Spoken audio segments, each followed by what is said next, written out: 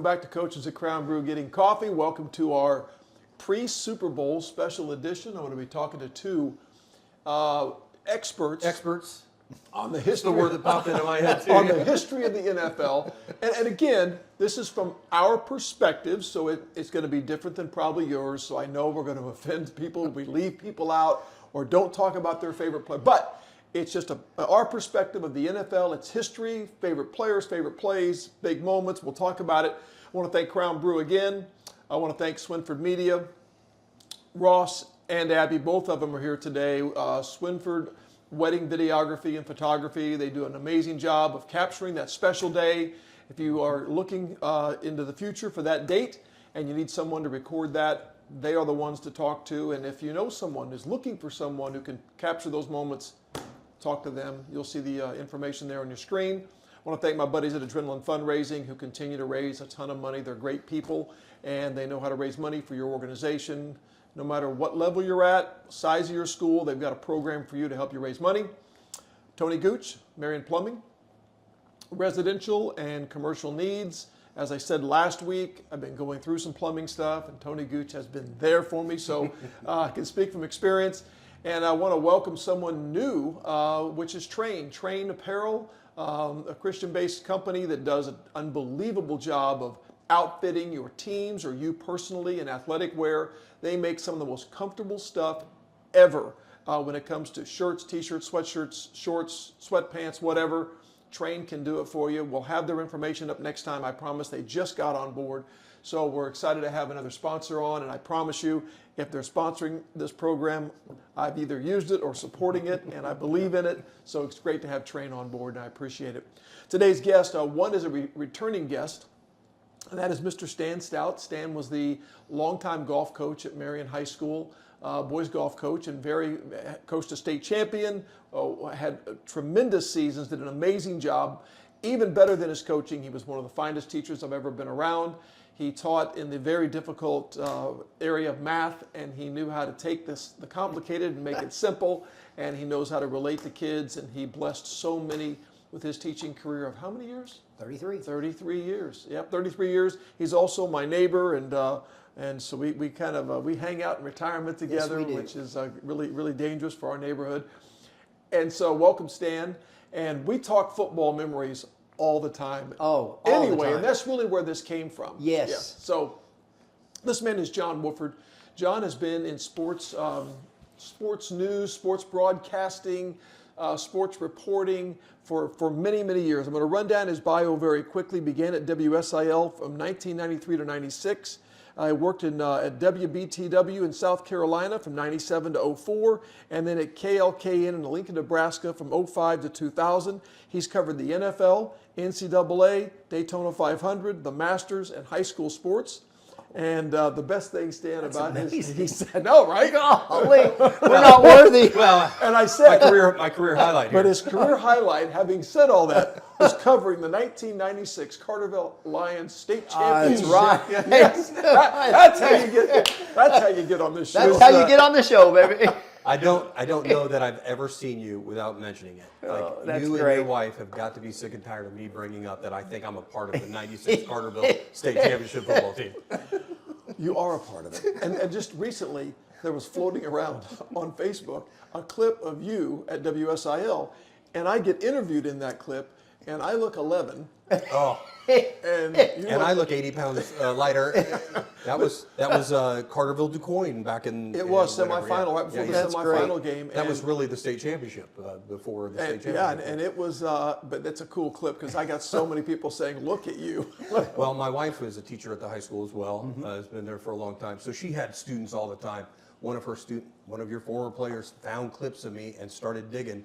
And just started pumping them out. So it's they're on YouTube. It's out there. Yeah, they're on YouTube. So it's great. But welcome both of you. And Thank you. Thanks I've for having me. I've got a really cool list, I think, of things we can talk about today, and it's going to be kind of we're just going to go. And I want to start off with growing up or currently favorite team.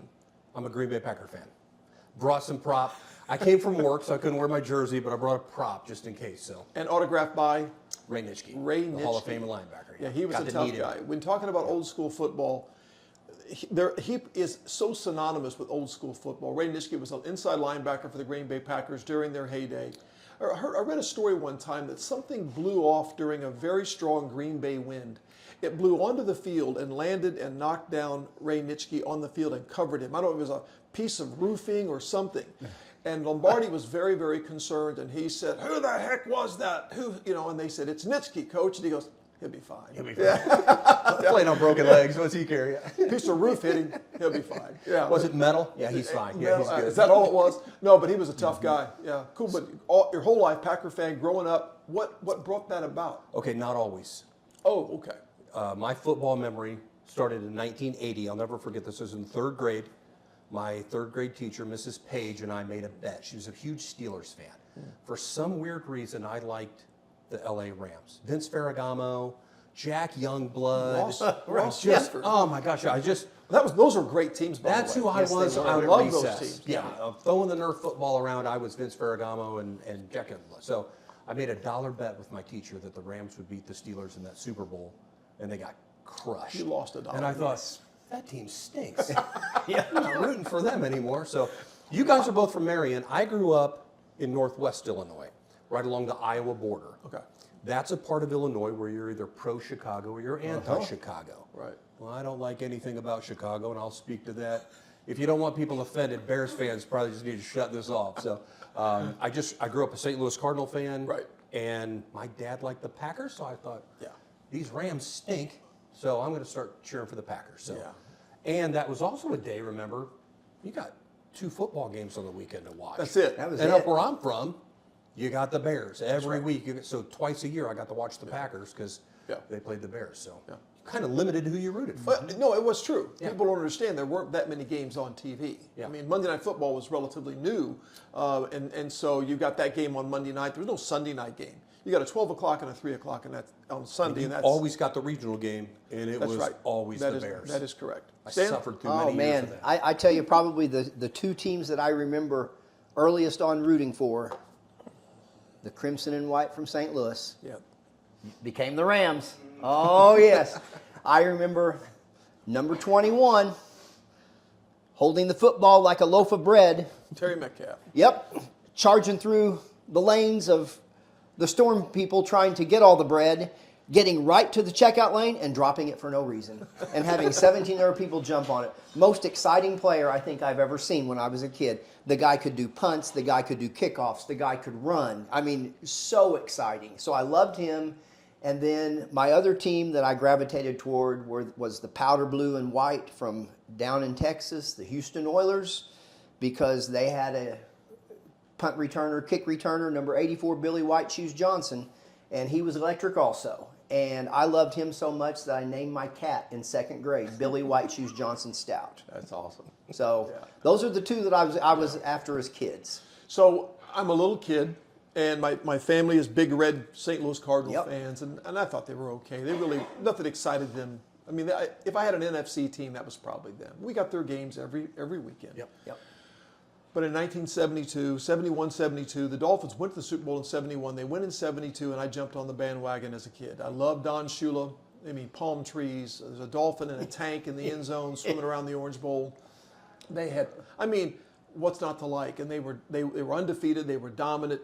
And then 73, go back, win again. They were undefeated in 72, went back in 73 and won. So I grew up a Dolphin fan, stayed a Dolphin fan. The Marino era came along, which was really great. And then the last 30 years have been really, really rough. And not a lot of Dolphin fans out there around here. I've been to a couple of games in Miami the last couple of years. It's kind of neat to be around 75,000 other Dolphin fans because I'm not used to that. You just don't see that many. But so anyway, that's kind of where I got on the Dolphin bandwagon. I've stayed. It's been hard. They've been the definition of mediocrity for a very, very long time. I think there's a lot of credibility in that. These Green Bay Packers stunk when I started cheering for them. That was back in, Lynn Dickey was their quarterback. I think during the 80s they had 1 season above 500, so it was awful. They were terrible until Brett Favre came. So, but I had endured those years before. Yeah. I was a fan way before he got on. You dropped the Rams like a hot potato, though, man. Wow. Lose $1 to Miss Page in Lost a third buck grade, to the you're third out. grade teacher. Yeah. It's about money. Yeah, you're out. Stan, And you're in LA too. Oh so, my yeah. goodness. I think I know the answer to this, but we talk about favorite players growing up. I know you said Billy White Shoes Johnson, but I also know there's another Houston there older. was one more. Yeah, go ahead. That came along, the Tyler Rose, number 34 in the light blue, Earl Campbell. Yeah.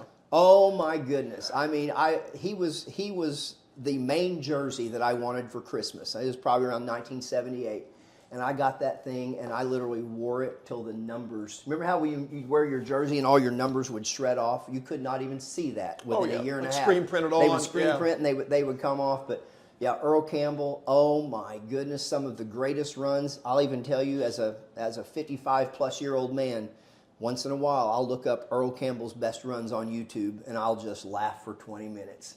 He was a man among boys. And then he sends them to me. And yes, and he gotta laughs, see this. and he laughs back. For you, who did it start off with? I mean, you mentioned some Ram guy. Who was your favorite player growing up? So as we transition to a new team and I'm rooting for the Packers and they stink, I became a fan of the game, so I like watching quality football. So, of course, I grew up with those San Francisco 49ers Oh, and yeah. Joe Montana and Jerry Rice. And Great teams. Watching those guys. It just, even the Steelers, when I was really young, with the Terry Bradshaws and the Lynn Swans, and it just, I appreciate good football. I mean, you get to be that teenage kid, and because it wasn't, 95 that Brett Favre came along. I was almost driving by then. So it just, those Niners, the Steelers, I mean, these dynasties, and that's what I liked watching. When I was little, I remember going to the movie theater. And, of course, when you were my age back when I was young, you went to whatever movie your parents wanted to go to. So they took me to see a John Wayne movie. I believe the name of it was The Undefeated. And as I'm watching the film, my brother is sitting next to me, and he says, "You know who that guy is?" And I look at the screen. I'm like, "But he's a cool-looking dude." He said, "That's Roman Gabriel." Roman Gabriel's in the movie, quarterback for the Rams, and he says, "NFL quarterback for the Rams." Well, this guy's a movie star and a football player. So, and I was little. I mean, I remember thinking that is the coolest thing I've ever heard. Of course, I didn't stay a fan of his and the Rams, but. Fred Dreyer did the same thing. Yeah, He was a that's prominent right, player. that's He went right, on to be that's like true. Hunter or whatever he That's was. true. So Yeah, the advantage show, of by the playing way. in LA. Yeah. Merlin Olsen, Jonathan Yeah, Garvey. they all did it. Oh yeah. But I remember Dolphins had a running back named Mercury Morris. And Zonko was the fullback who got the inside yards. And the compliment to him was the outside running of this running back from Texas named Mercury Morris. And I still had his poster up in my room for years, number 22. Number 22. So it's pretty cool, to think back where this came from. But I loved his style. Kind of grew up in poverty. I remember they said as a kid, he went to a junkyard. He had no weights. There was no weight rooms. So he went and bought a truck axle at a junkyard, got it for almost nothing, took it home, got a couple of standards to set it on, and he bench pressed a truck axle. So It worked. What's not to like, right? I'm Yeah, not who making hasn't done that? That's Yeah. right. So let's try this. How about teams growing up you didn't like or you still don't like? Oh gosh, it's the Chicago Bears. Okay. They're terrible. Like from an early age. So as I'm a Packers fan, I have to endure these 1985 Chicago Bears. The Super Bowl shuffle, Mike Ditka. I have about this much respect for Walter Payton just because I thought he was great, but I refused. If he'd have been in a different uniform, he'd have been my favorite player, but I refused to cheer for him. And then, I don't know if you're going to get to it later, that Super Bowl that the Bears played in really solidified. I cannot root for that team. I've been to several, the guys at work, there's several guys I work with that they're Bears fans. Yeah, they're all over. And we've been to games. Yeah. But we have to go to Soldier Field. Yeah. So I've been to 6 Packers home games. They've lost once at games I've been at. And these Bears fans, like I wore my Aaron Rodgers jersey, and I'm lucky I got out of there alive. Yeah. They were awful. They yelled some things at me that I can't say here, but. Were you surprised? Well, no, and my friends are egging them on and like, So-called- hey, look, this guy, so-called friends, this yeah. guy. Hey, look, Aaron Rodgers is here. I mean, I got the guy yelling at me while I'm using the bathroom, like, quit using our urinal, get out of here. I'm like, oh man, like, Wow. Yeah, this can't end fast enough. So that's easy for you. Stan, is there a team you didn't like? I'm kind of like what you stated and John stated. I've always just kind of loved the game. And the only one I can think of back when I was younger, I'm going to throw a lot of respect out on these names. I loved Kenny Stabler. I loved Mark Van Egan. I loved Dave Casper. I loved Cliff Branch. But there was something about the Raiders. They just seemed dirty. And I was never a big fan of just cheap shots. Yeah. And to me, it almost looked like, and I'm sure other teams have done it, but whenever they were on TV, I thought they're bounty hunting again. And it looked like they were trying to take the other team out rather than just beat them. Well, still, so, I but think, I have so much respect for so many of their players, but just watching them as a team, I don't know. There was just always something about it. I think that's their persona, and I think they liked that. I wouldn't think they'd be mad if you said that. I think they kind of carried that Probably puff up that chip on their shoulder. I know. They wanted you to know they played right along that line, and then they're going to play to the whistle and maybe a little bit after. I mean, Jack Tatum and George Atkinson and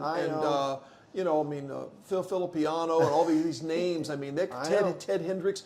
They had great players. Mm-hmm. And you're right. And just a different era of football. The things they did weren't frowned upon back then. That was part of it. It was like you had this good game going on, and all of a sudden they would do something. I'm like, they can't do that. No one would call it. They would do it, and they'd end up winning. Yeah. And I'm like, doggone. They were good. But man, they were tough. I grew up in a household that. I was going to say, who do you not like as a Dolphins? Like who's? Well, it's interesting you say that because in different times, different teams have been good in the division. I had to deal with the Bills during the four straight Super Bowls, but it was really hard to dislike Jim Kelly, Thurman Thomas. They weren't the kind of people the kind of teams, the kind of characters that I could hate.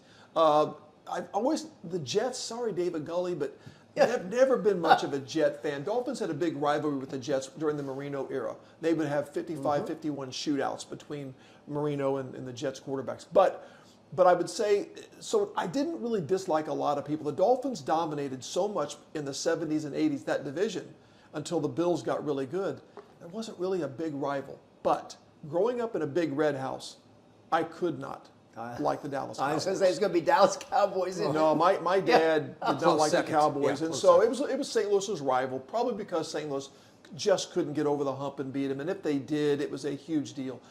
My family was anti-Cowboy, sorry, Darryl Wimberly, but that was a team that I've never been a fan of, though, like you said, Troy Aikman, Emmitt Smith, Michael Irvin. I mean, Staubach, Dorsett, just so great many individual players. I guess it was just the whole America's team kind of thing that just kind of grated on me. I bet if they're you took America's a poll, team, this is God's team. That's why there's a big G on the helmet. It says. I bet if you took a poll, I bet even though the Cowboys are America's team, I bet that is the one team that if you polled people, they would say they hated the most.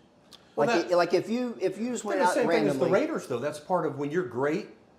The New England Patriots under Tom Brady. Oh. All these fans. I bet the Patriots there's as are up many there people also. that hate them just because they're good. It just it happens. And it really irks them that they're back in the Super Bowl. Well, let me springboard off of something that you said when you mentioned the Cardinals. out on their coach. You mentioned the Cardinals and the Cowboys. It was probably around 1980, 81. It was past Terry Metcalf, but now it was Otis Anderson. Jim Hart was still there. We've got Pat Tilley. We've got Mel Gray.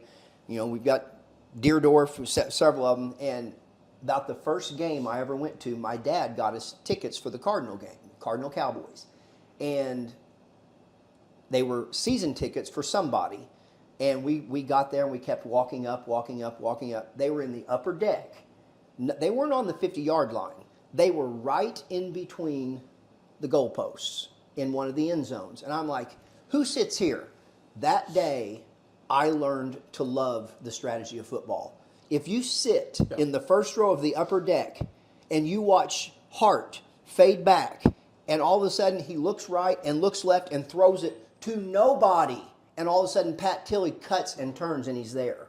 I'm like, how did they know to do that? Yeah. Or he hikes the ball, flips it to O.J. Anderson, and all of a sudden you see a guard pulling and knocking the crap out of somebody, and Anderson goes to the hole. I'm thinking, this is beautiful. Yeah. That is when the game became beautiful to me. I agree. I TV love to that. players. TV should have that as their shot. Oh my gosh. Well, they do the upper level shot now, which I wish they would stick to more often because it's beautiful. In fact, It was at beautiful. the end of my coaching career, at the high school level, we started using drone footage, and now they use drone footage to watch film, and it is the best view from up above the amazing. play, maybe a little behind, like you said. It is a great view.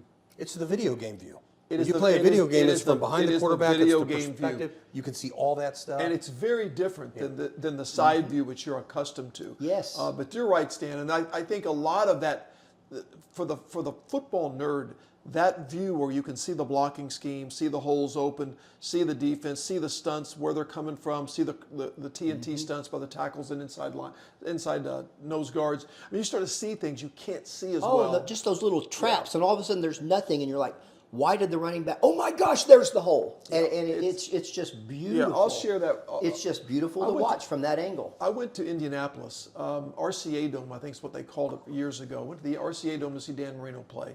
I was young, in my 20s, and we got end zone seats, third row from the top. Oh my word! I remember this because my wife was on crutches, and she had torn up her ankle, and we get third row from the top, and she struggled to go up that very steep. Yeah, super steep. So we finally sit down. We're watching the game, and we got an end zone seat.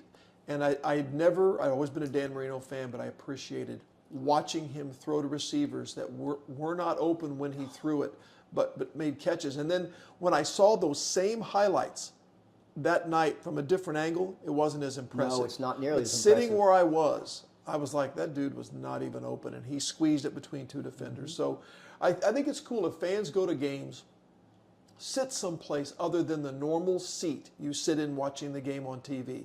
Try a different angle, try a Yes. different perspective. That's a great story. Well, that is why when you and I message all this stuff back and forth, I'm saying, hey, watch this tight end do this stunt and this. That's where I learned it from. Yeah. Was when I was about 13 or 14, sitting in the upper deck, kind of ticked because we had upper deck seats. But after the first two plays, I was like, this is amazing. Yeah. The difference between going as a fan and going as I think you mentioned I was a TV sportscaster, and especially Lincoln, Nebraska, got to cover the football team there. That's a pretty good coverage right there. Well, and the difference between going as a fan and somebody who's analyzing the game, when you sit in the press box and watch from a bird's eye view of what's going on and kind of break it down. I had a person tell me very early on, like, John, stop watching the ball. That's true. Watch the line of scrimmage. The offensive line will watch tell you it. where the play is going. Watch it happen. And the defense will tell you where the play is going. And watching plays unfold and seeing guys get open and seeing quarterbacks miss. This guy was wide open, and you check down, he was there. Everyone should do that at some point. Sometimes I catch myself watching the ball too much. Even as a fan, that's what you do. Right.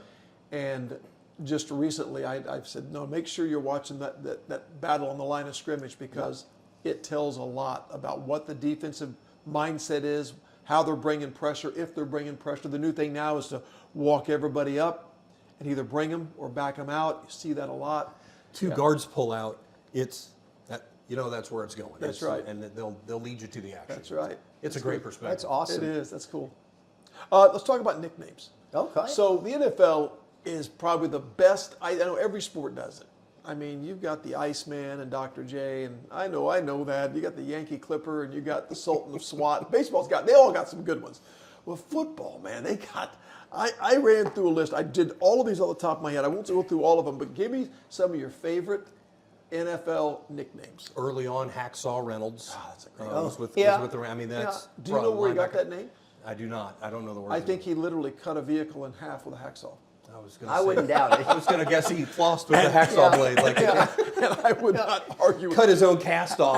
Having seen him play, I would not doubt that for a second. Okay, go ahead. And then the era of football I grew up in, Sweetness. Was, I mean, Yeah. Walter Payton was Sweetness, and I despised him, but that's a pretty cool nickname. It's a cool nickname, and I think a lot of players wouldn't want to be called Sweetness, but it fit him, right? Played on. That's the part of a good nickname. Yeah. It's you. That's exactly who you are. Played on bad teams, was the only star they had for a long time, and just carried the mail, kept them competitive, kept them in games. What are we going to do? Give it to Walter, because our quarterbacks are. And they dumped on him in the Super Bowl, and I'll never forgive him for it. That was always my beef. I hear that. It's my worst memory. The 1986 Super Bowl. We could talk about that. So for people who don't know, the It's Bears, the most disrespectful thing I've ever the seen. Bears done to are a in the player. Super Bowl. They are beating the dog out of the Patriots. I mean, it's over. The game is over. and Walter's toward they've the got- end of his career. Walter Payton has never scored a touchdown. Never been to a Super Bowl until this one. Correct? And they chose to give the ball to another great nickname, Refrigerator Perry. I'd also like to point out that prior to that, Jim McMahon had a 2-yard touchdown run. Jim McMahon had another 1-yard touchdown run. It's really I hate this team, and I'll never forgive him for doing that. So instead of giving it to Walter, who was sure to score, Correct. they gave it to the Fridge, which he was a fan favorite. He was a very large defensive lineman. They Correct. put it at the goal line to lead block. And they've been doing that all year, and it was a great novelty, and it was just part of that '85 Bears. And But between that and the Super Bowl shuffle, it sits in a spot with me that just it's going to give me an ulcer. Wow. It's awesome. You're a coach. I am. Yeah. And so how do I feel about it? It has to The go in. moment- I'm going to let that guy run it 4 times. Yeah, the moment it happened, it bothered me. And I was, it did. It bothered me. Why isn't Walter getting the ball? He needs to score a touchdown in the Super Bowl. And Peyton may not have cared, but I did, and you did, and Man, I feel better. I had to get that off my chest. I know. that was some good free therapy. wasn't it? That was third on the list, and I was like, we got to get to that. So give me some nicknames. You got to have some. Well, I've got White Shoes, obviously. Like I said, Billy White that Shoes was Johnson. White Do you Shoes know who Johnson. that is? I do. Okay, so he would number score a little bit. number He would 84, and he would do the wiggle his little. leg. He'd raise wiggle his legs and raise the ball up, and it seems like no matter what, I know.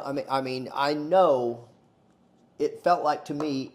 Kerry and I talked about this the other day. It felt like every game he was running a punt or a kickoff back. He wasn't, but it felt that way. But it felt that way. Yes. But even if he didn't break it to the end zone, he's going 40. He's going 42. And it's just like, what is up with this guy? And he always wore high top white shoes. Yeah. That's pretty cool there.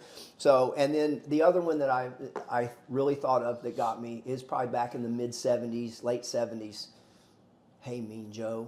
You want my Coke? Yeah. That Mean commercial. Joe Green, commercial. Oh my gosh, that commercial just gave me. But Mean Joe Green of the Pittsburgh Steelers, of the Steel Curtain. Oh my gosh, loved him too. Yeah, great nickname for him and a great nickname for their defense. And it seemed like over the years that kind of faded away. Like individual nicknames kind of got replaced with team nicknames. Yeah.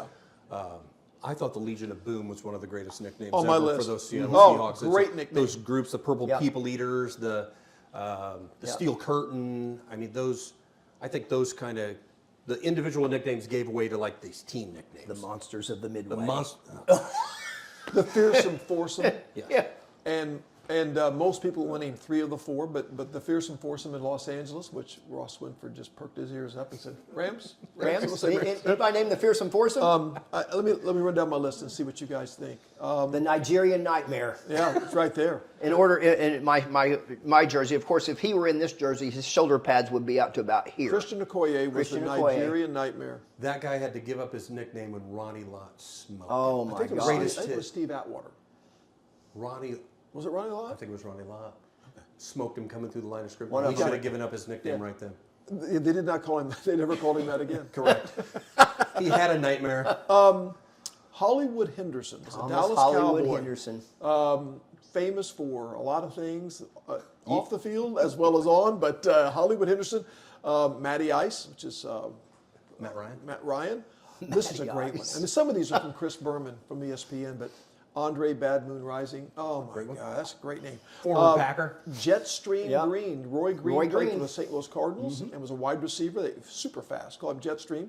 The Fun Bunch was the Redskins wide receiver corps, and they were all short, and they were all great. And they would get in a circle and jump Art in Monk? and high Was that five. Monk? Art Monk, Henry Ellard, I think that group was in yeah. that group. Greatest show on turf. Yep. The Rams he gave you a teams. thumbs up on that one too. Reggie White, the Minister of Defense. Gosh, he was good. Hey, another White that I always liked that reminded me. Randy White was the Manster, Oh, Randy White was good. not the monster, but the Manster. Yeah. The Bus. Okay, Jerome Bettis. Yeah, Jerome that's a good Bettis, one. That's a yeah, good yeah. one. Old school, and I never saw him play, but Dick Night Train Lane. I have his autograph. And isn't he a Packer? He was a lion. It was a lion. What a I was great- going to say Baltimore, but yeah. What a he great was a lion nickname, though. back in the Night 60s. Train Lane. Yep. Megatron, which is Calvin Johnson. Calvin. We're going to talk about Calvin a little bit later, and of course, Prime Time, which is Prime Time. Prime Wow, That was a good one. That's a good one. the So, perfect nickname for the perfect player. That's My favorite old nickname is probably for Chuck Bednarik. They called him Concrete Charlie because he could just, he was like running into a wall. And one of my favorite old videos, if you ever want to look it up, it's from around 1960. He hit Frank Gifford. And you've probably seen that picture of Gifford.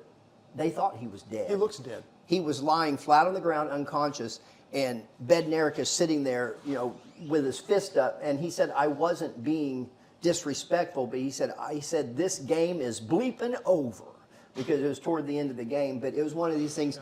Gifford caught a pass and was kind of running toward the sideline, but he was kind of looking this way, and Bednarik came that way and hit him.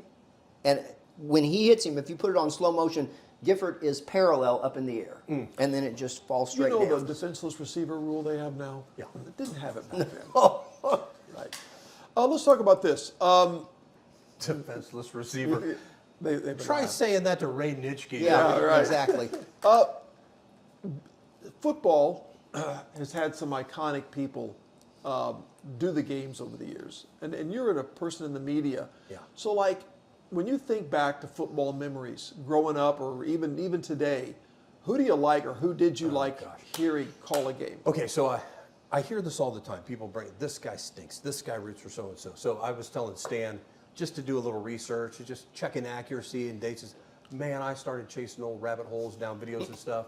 There is nobody more suited to call football games than Pat Summerall and John Madden. Yeah. Some of these highlights that came up, I just sat and listened to those guys call it. Yeah, They are the NFL voices. And that just takes you back when you hear the highlight of them or a clip of them doing a game. You know the era. Oh, I You know. probably know the game. Like they just were so. So that's yours. That's yours. 100%. Summerall and Madden. Take them. That would be my number one, and I always liked Enberg and Merlin Olsen. That's a That great. was a good that's team. a great duo. Second to that one, I always. That's a great duo. I always too. just That's enjoyed NBC yeah. games. Yeah. kind of like John. It just felt and sounded like football. Yeah, I think you bring up a great point that being a broadcaster today is brutal.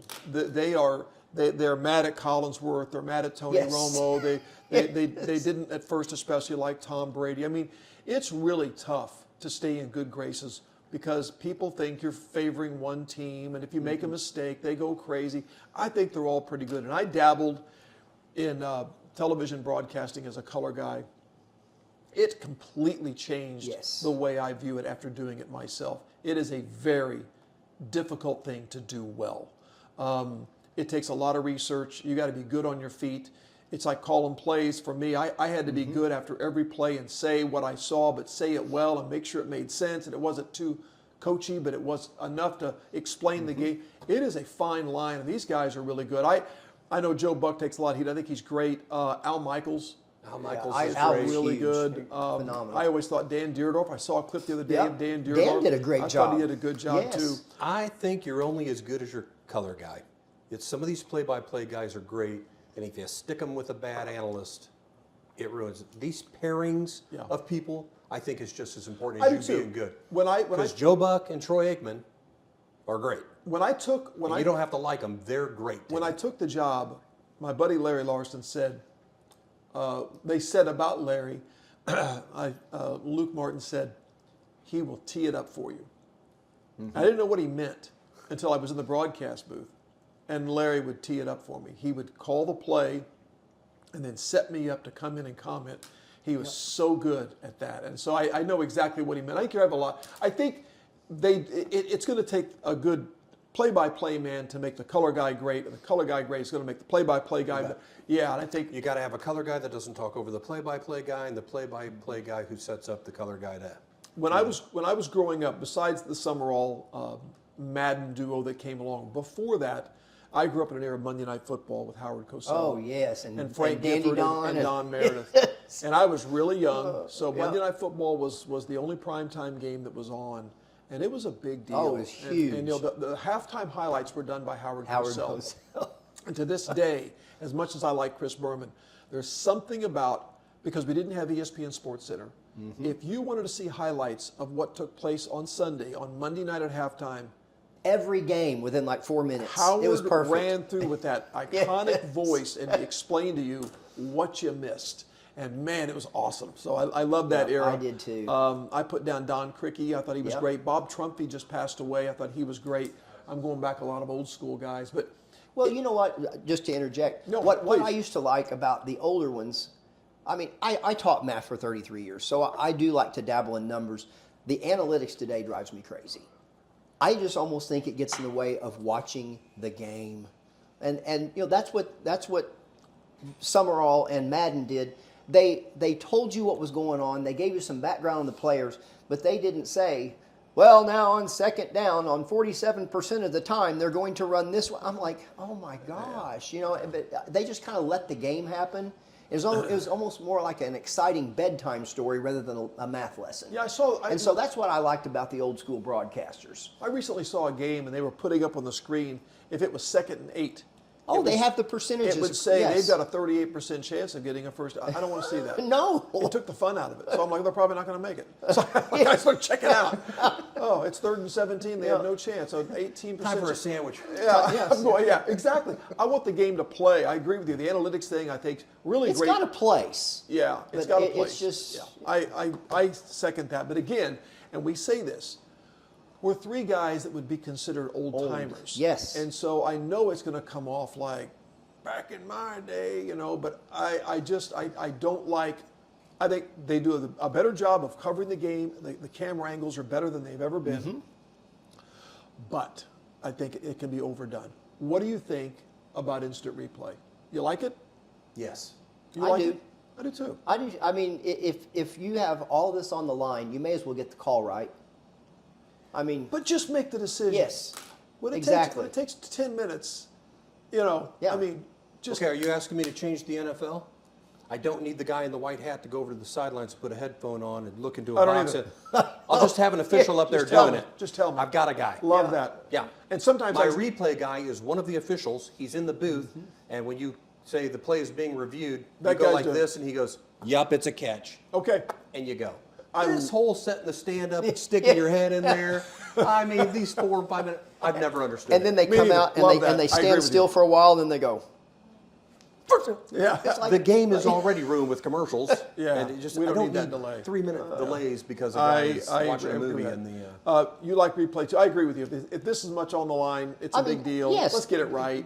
And it only is going to happen a couple times a game. It's not like you have to run every play. But isn't it fascinating though that having all the replays and stuff, we just watched some serious controversy in whether a ball was caught or intercepted just recently. It's like it has, I think, really cleared up some things, but there's always going to be There's always going to be 'cause that gray area. People see things the way they kind of want to see them. Oh, that was a catch. Oh, that was an interception. You know what I mean? I know. But I still like Football it. moves and the third step and Did he survive the ground? put me will and that Stan up mean? there and we'll be like, yep, that was a football Frank move. Gifford did not survive the ground on that one hit. Let's try this. This might be different. It's okay if it stacks on top of each other. But who's the most exciting player you ever saw play? Oh my gosh. Now I never saw Gale Sayers play, but I watched Gale Sayers highlights a few times in my life, and I'm telling you, I don't care what era. If you haven't, I know he's a Bear. Yeah. But it is unbelievable. Next. Yeah. It is unbelievable. Gale No, he's Sayers great. was unbelievable. And the obvious answer for me in my era was Barry Sanders. Yeah. He is the most electric player I ever watched because every time he touched it on crappy teams. Oh, my God, they were did terrible. he play on some horrible teams? Every time he touched it, something could happen. Think about him and Sweetness were in the same division, and they both played kind of in different eras, but there was some overlap, I think. But they both carried their teams for much of their careers. A little bit of playoff experience for both of them until Sweetness finally made it to the Super Bowl. Yeah. But yeah, Yeah, it was Barry Yeah, Sanders. I for me. always thought that Barry Sanders would probably lie awake at night and give up a kidney to be behind the Dallas Cowboys offensive line in the 90s. Yeah, or the Can you Hogs. imagine? If Barry Or Sanders or had the been Emmitt Redskins. Smith. Yes. Yeah. Oh my goodness. What I mean. Or take Barry Sanders and switch with didn't- John Riggins. He Like, didn't yeah, even, you're running. Yeah. Yes, he didn't even need a hole. And he'd bounce, go around. But yes, I've never seen anybody make more out of nothing than Barry. And Walter also made my list. I always thought what was neat about Walter back when I watched the Bears every week. Walter could run around you. Probably he could run traumatized. through you, or he could jump over you. Yeah, and he could And and he could throw the ball, and he throw could it, catch the ball. He could catch it and he could block. Yes. He was a. I mean, you talk about he could amazing. Walter Payton could do everything. Everything well. And he was durable. Everything and he's durable. well. Durability matters to me. Yeah, some guys can't stay healthy. He doesn't have a Super Bowl touchdown, so he's not really. That's right. No, I don't really count him. And then I already Thanks, mentioned Terry Metcalf, but I remember back when I was a kid, I can't remember the exact year, you may know, he was the first one that I remembered, well, other than OJ, 2,000 all-purpose yards in one season. Yeah. And he didn't get that many of them rushing. No. I mean, it was all punt returns and kick returns. A little bit of Bo Jackson, a little bit my of Deion gosh. Sanders, just guys Just that, amazing. Yeah, I agree. that I you'd agree. watch because they were playing. Even if I didn't like the team, I'd watch because Deion Sanders was capable of. And his son was a good NFL player. Yeah, Eric Metcalf. Eric, right? yes. Oh, I Eric thought you was meant Shadur Sanders. Oh, yeah. What is the craziest play you think you've ever watched? Oh, my. I'll have to think on that one for a second. And we could come back to the Music City Miracle to me. The kickoff, the return. It's the Oilers, right? Yeah, with Jeff Fisher's. Yeah, they run a kickoff and they stop and they throw it across the field, right? And they win the ball game on this crazy play. Yeah. That to me was the craziest ending I think I've seen in my life. I'm going to springboard off that in honor of Swinford Media. The one that made me jump out of my seat the most was Mike Jones on Kevin Dyson in the Rams Super Bowl. The last play of the game. So close. He stuck the crap out of him, and he had that ball reached out, and it was like 2 feet short. Yep.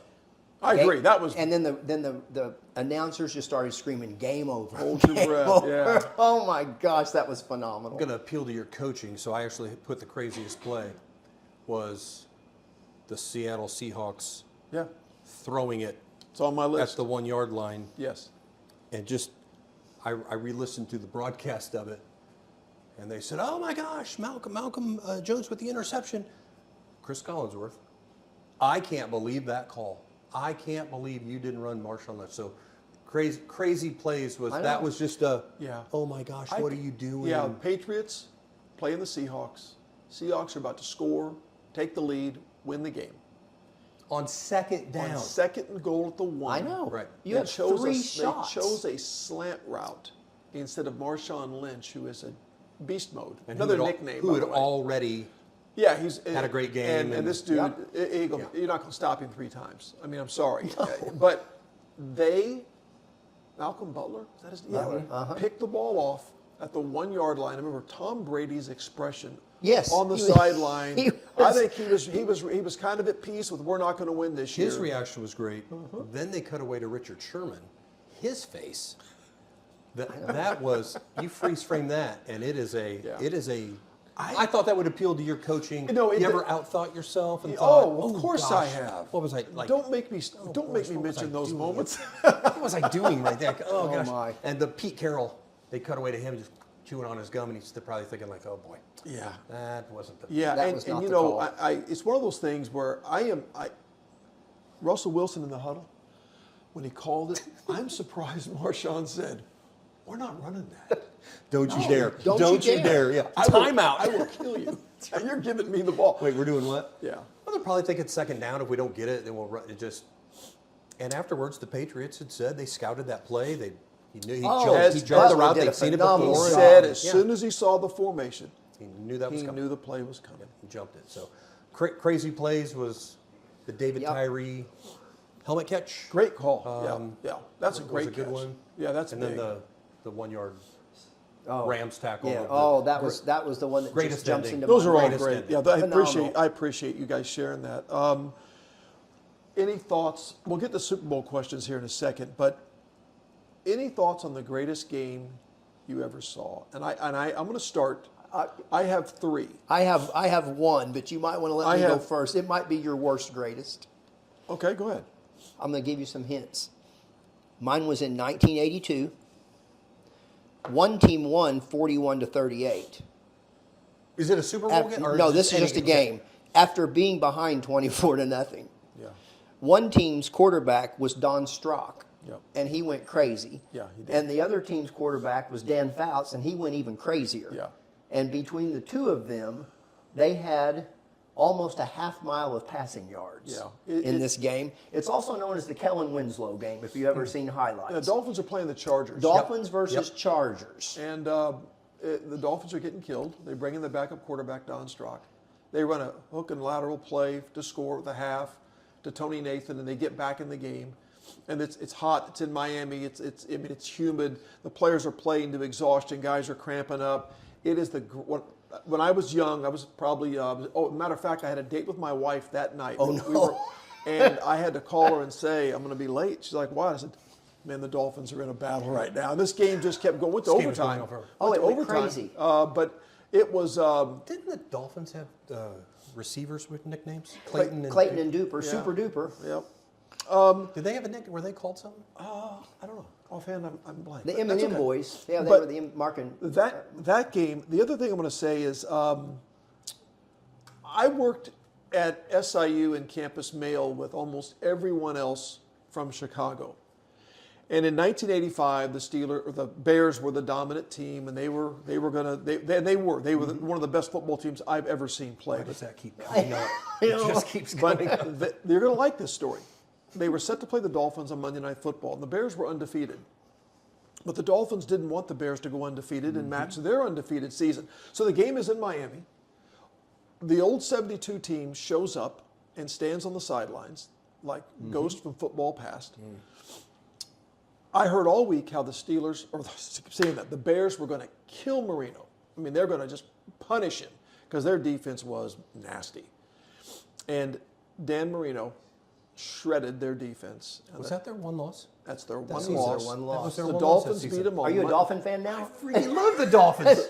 These guys are great. The Dolphins beat them on Monday Night Football. I took abuse all week. When I came back to school to work on Tuesday, the mailroom was silent. Nobody wanted to talk about the game except me as I sorted my mail. Don Shulin and Kerry Martin That's are right. popping a cork on another. And I side sorted this. The Bears are getting ready to play them, and Buddy Ryan's the D coordinator. I heard this story. Great story. Jimbo Covert is an offensive lineman for the Bears, and he also played with Dan Marino at Pittsburgh. And Buddy Ryan's standing up in front of the team talking about the game plan, and he says, "We're going to stunt. We're going to bring pressure. We're going to knock because Marino's not very mobile. We're going to knock him off his launch point, and we're going to." All right. When it was over, Jimbo Covert went to Buddy Ryan and said, "I wouldn't do that. I wouldn't stunt. I wouldn't blitz him. I'm not sure that's a good game plan." Buddy Ryan's like, "Well, you worry about the offensive line, and I'll worry about." Have you heard about this defense? You know who I am. And Dan Marino had a field day. Great game, but that was their one loss. The interesting thing is, I think they made the Super Bowl Shuffle, the song, after that ball game. Either before or after, I can't remember. But the timing of that Super Bowl Shuffle came. Yes. Because the Bears were still nervous in the aspect that they weren't guaranteed to go to the Super Bowl. And so they released that it. before. They released it before the playoffs and everything, before they were even in. And right around the Dolphin game. Yeah. So anyway, great. Those two games, and then of course I'll tell you one more story. I'm watching a playoff game, and it's the Oilers and the Bills, and the Oilers are destroying the Bills. And I go into the kitchen, and I'm going to eat my lunch. The game is boring. Who cares? Oh, and I can just hear my TV going crazy. I'm like, why is it going crazy? It's like 28 or 35 to nothing. Why is everyone going crazy?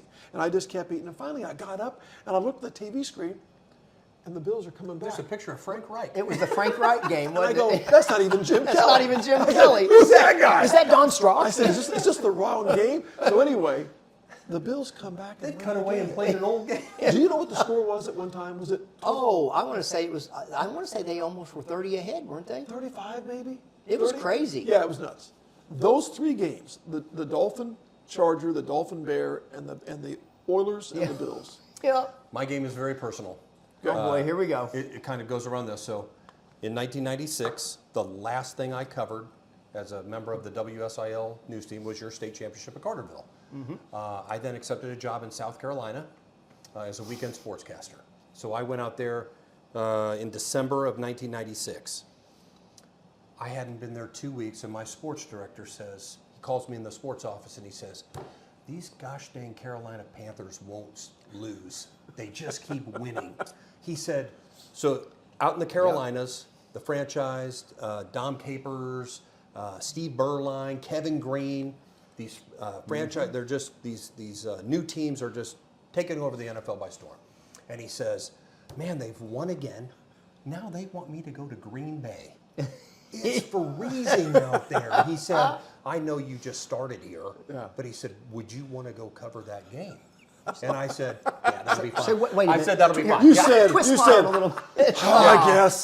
So the 1997 NFC Championship game, I flew out to Green Bay to cover. That's cool. The night before the game, there's a media party, and I was standing at a table talking, and I felt him before I saw him.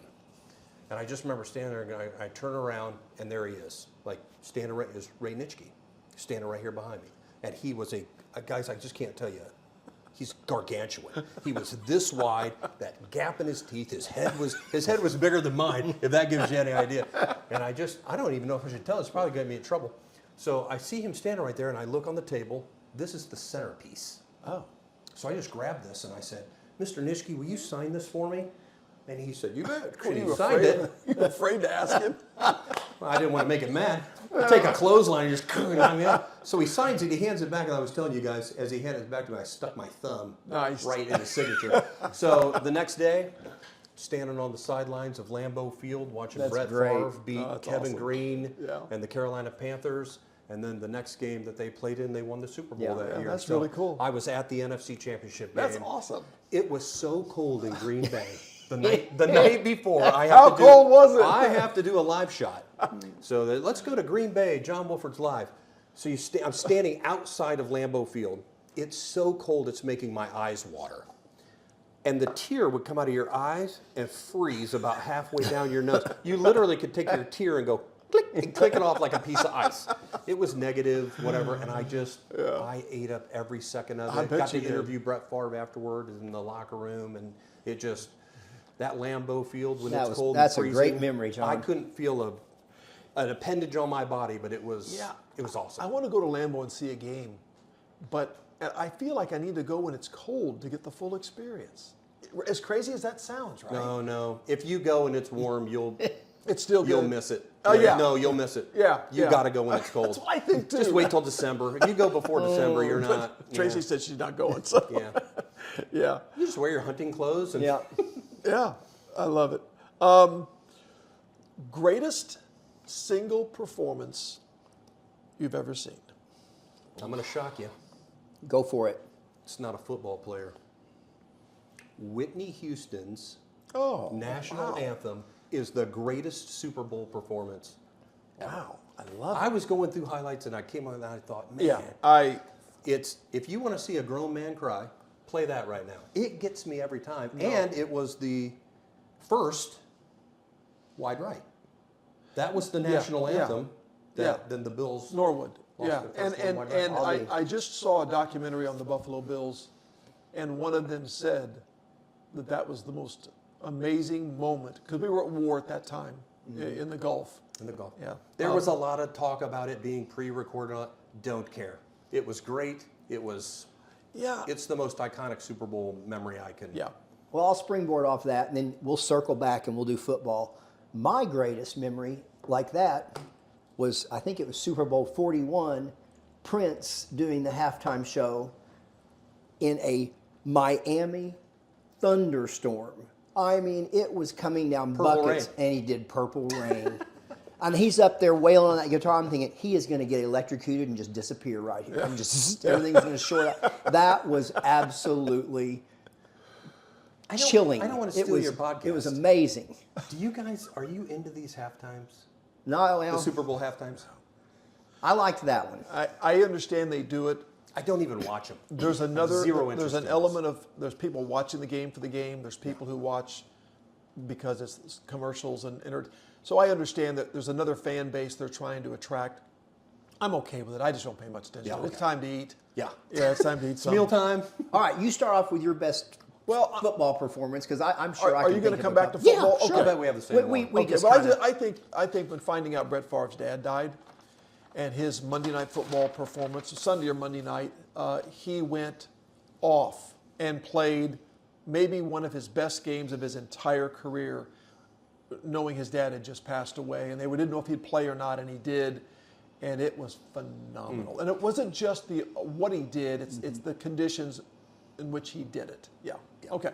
I have a football performance. Oh, it's the Rams Titans ending. the Rams. Oh, Titan okay. ending. Greatest ending to a football game. Oh, it's great. Greatest Yeah. moment ever Yeah. was. Yeah. I would And say- the play before that, Yes. Steve McNair, Yeah. they have him Yeah. tackled. I mean, Yeah. before that, Kurt Yeah. Warner to Isaac Bruce. Just Oh, that it last was 2 minutes of just a that game crazy was game. Great game. I Crazy think it's great the greatest ending. Yeah, it was phenomenal. Best single game performance since we're on Super Bowl. I'll throw it out there. I don't remember the number. You may be able to help me with that, but that game that Steve Young just went nuts in. Yeah. I think he had like 6 touchdowns. I think they may have been all passing, but then of course he ran all over creation like only Steve Young could, and I thought, there's nobody going to beat the Niners today. There's a great scene of him on the sideline, having been in Joe Montana's shadow, and he says, "Someone get this monkey off my back." Oh my because gosh! And it was the easiest 6 touchdown game ever. Yeah. I mean, it was just like Yeah. somebody's playing a different ball game here. I'm going to run these by you. Okay. These were I put into Chat GPT. I said, "What's the greatest single performances?" Joe Montana, the Super Bowl, 22 of 29, five touchdowns, 55-10. You know, so that Tom Brady, the comeback. He was down. They were down 28-3 to the Falcons. I mean, who thought? Who thought? You and I have talked about this. You know why the Falcons lost? They did not play old school football And run the ball. They threw for 466 yards and 2 touchdowns. Dan Marino threw for 6 touchdowns and 448 yards against the Jets. Peyton Manning threw for that's seven. seven That was opening touchdowns, day that year. 462 yards, and did it against the Ravens defense. That's And over then- a quarter mile. And then finally, I got a couple more. Adrian Peterson rushed for 296 yards at 22 years of age. Walter Payton ran for 275 in sub-zero wind chill, no gloves. Barry Sanders, 5 touchdowns. One reporter said every run in that game, 184 yards, 5 touchdowns, every run was a highlight. Jerry Rice, Super Bowl, 11 catches, 215 yards. That's a day. Yep. Have a day. Calvin Johnson caught 14 passes in 2013 against the Cowboys for 329 yards. Gosh. I mean, those are. Hey, that quarterback must have had a good day also. Yeah, throw it to Calvin. Throw it to Calvin. I got at least 329. Other guys man. said I'm open, and he said, "Yeah, okay, well, yeah." Anyway, so Matt Stafford's offense was drop back 5 steps, throw it to Throw it to Megatron. Calvin. Yeah, go get that. Go get that one, big boy.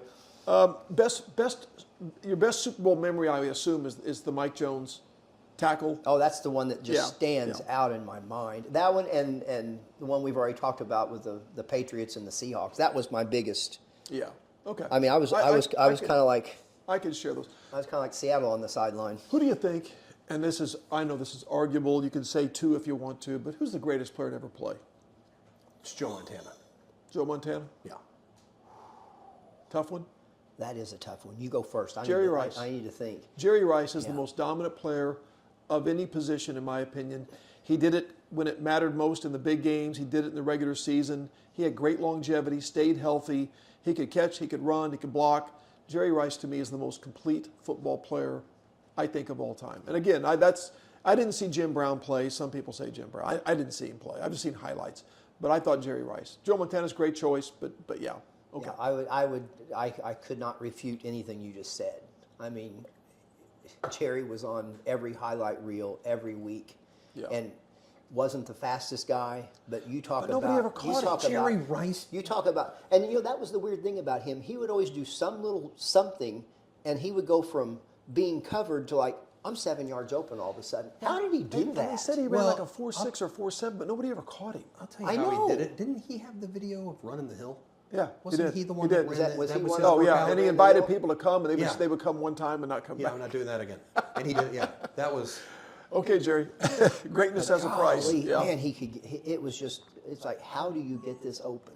there have been a lot of, and you're welcome to refute this as a coach, there have been a lot of great receivers who found out they weren't so great when, I think of Greg Jennings. Okay, we had Greg Jennings on the Packers for a little while, and he's got Hall of Fame quarterbacks throwing to him. He leaves, goes to the Minnesota Vikings. All of a sudden, having Christian Ponder throw to you, you're not quite putting the numbers up. So mattered, yeah. it's hard for me to go past quarterbacks to a good receiver when that quarterback, when Joe Montana's the one throwing to you. Yeah. Jerry Rice is great, but I always just, Tom Brady won games with nobody's, like, Randy Moss, I get it, but it's... Yeah, but Tom Brady didn't play with a lot of great receivers outside of Moss and Gronk. I mean, Right. a lot of them I think he made great. I mean, I think he made Edelman and Welker. They were all good. Don't get me wrong. Amendola, they're all good. But I think he made them great, and there's nothing wrong with that. Is Rob Gronkowski great if he's playing for the Cincinnati Well, Bengals? like you said, I don't know, but it frustrates me when they say that a certain quarterback's not worthy of this or that if he doesn't win a Super Bowl. It such bothers a me team because game. it's such a team game, Yes. and they only play on half they only play on the offensive side of the ball. Dan Marino never played in a Super Bowl, but and other guys have won Super Bowls like Trent Dilfer. It's a team game. I understand that it is a Marino fell short in that, but man, you got to have everything going together, and you got a team that Did stays Jerry healthy. Rice do well with the Raiders? I remember when he Yeah, left he and did he went to all right. Raiders. He was still He was good just with the getting Raiders, older. right? He was just He getting was- older. Seahawks too. Well, and Bill Callahan was his coach, who I have personal beef with. So I got a lot of problems with you folks.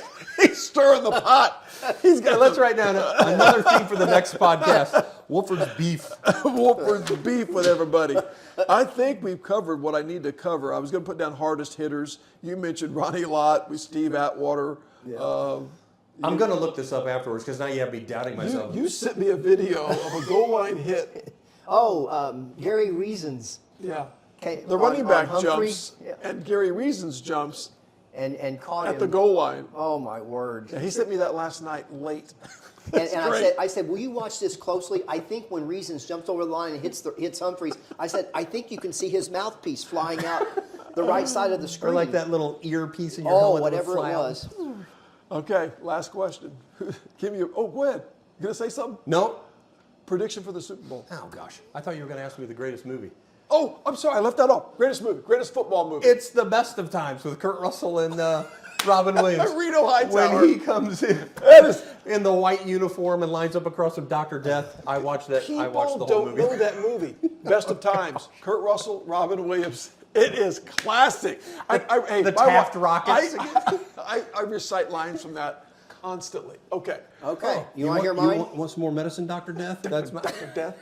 Mine, and I told John, I said, when he put that down, I said, Nishchi's going to show up. I loved the 1974 Longest Yard. Oh, it's a great movie. Yeah, it's great. Burt Reynolds. Nishchi was one of the guards. He was. And a heck of an actor, too, by the Yes, way. he was. Yeah, I think he broke his neck. yeah, that's great. And I tell you what, the new one with Adam Sandler, they did a good job They with did it a good also. job. Remakes it are- was a lot. remakes are risky. It was risky, but the 1974. Oh, I Sports love movies that one. in general Yeah. are risky. Yeah. Yeah. And I don't like a lot of football movies I don't either. because they don't look good. They're not. I don't really- either. I also thought Draft Day was great with Kevin Costner Yeah. because Yeah. it's believable And, and, and, easy to see. and I think sometimes they stereotype the coaches as this win at all cost nutbag, and the players sometimes are they don't humanize them at all. They make them out to be.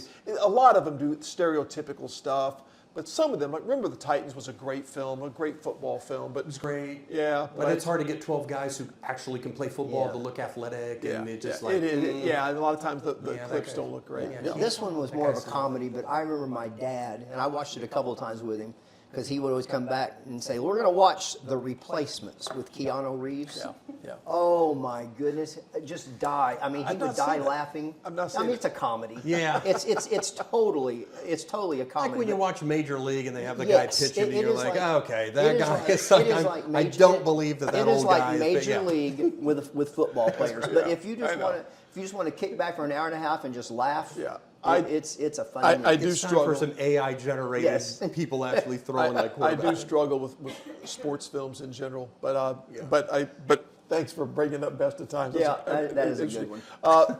Super Bowl prediction. This is going to air on Thursday, right before the Super Bowl. So here we are, Patriots and Seahawks. Oh, yeah. I love the Mike Vrabel story. Yeah. And I just when these franchises like this coaching carousel that goes on, and these teams that like fire coaches, and then the next guy they bring in is some old retread. Like why the Titans got rid of Mike Vrabel, I don't know. He's a great coach, so Right. I like that story. I don't like a young quarterback like that. I like the Seahawks and Sam Darnold in that defense. Okay, Seahawks. Yeah. You know, Mr. Moderate, I would love to see Vrabel and May start a new tradition without Belichick and Brady. Yeah. I would love to see Sam Darnold get rid of the ghosts.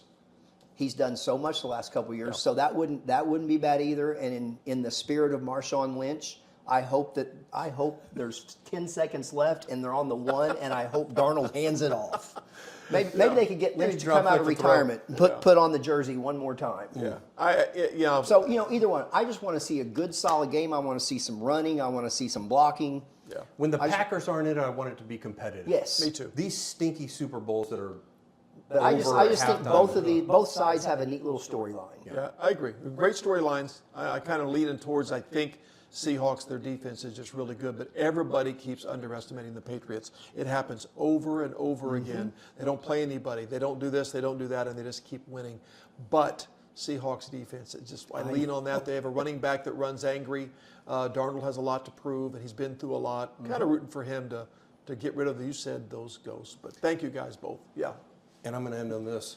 Did you guys play high school football? Did you? I did play high school football. I got moved from wide receiver to offensive guard my senior year. And the way I overcame my undersizing was to wear pads. Big neck rolls, big arm pads, and it made me look twice as big. This guy from the Seahawks, their right tackle, Glover, maybe, has brought that back. I just root for him. He's got that neck roll on and he walks around. I love that thing. So I'll cheer for him just for that. Like, That's why you're rooting for him. old Yeah, school, yeah. like talk about old school. That guy looks like he Yeah. could have played in the 70s. Neck roll. Yeah, it's all, and it's Yeah, I love it. Well, thank you for watching and listening. We hope you enjoyed this change of pace, a little more lighthearted, down memory lane, talking about our favorite football memories. And we're sorry. Thank you. That We're was sorry. a lot of fun, We're yeah. sorry if Appreciate we it. left out your favorite team or favorite player. Our memories are not yours. Sorry if you're a Bears fan. Yeah. Hey, sign the comments. Put it in the comments. What are some of your favorite memories? We'd love to hear them. We appreciate you tuning in, though, as always, and got coaches coming up in the future. Got some great guys lined up, great gals lined up, too. Thanks again to Crown Brew. Thanks again to Ross and Abby and Swinford Wedding Videography and Photography. Thanks to my buddies at Adrenaline, our new member Train, Tony Gooch at Marion Plumbing. Again, thanks for all that. They make it happen. These two make it all special. Ross got to hear the Rams mentioned quite a bit, which made him happy. Do you want to touch that? We look forward to seeing you next time. Thank you. Have a good day.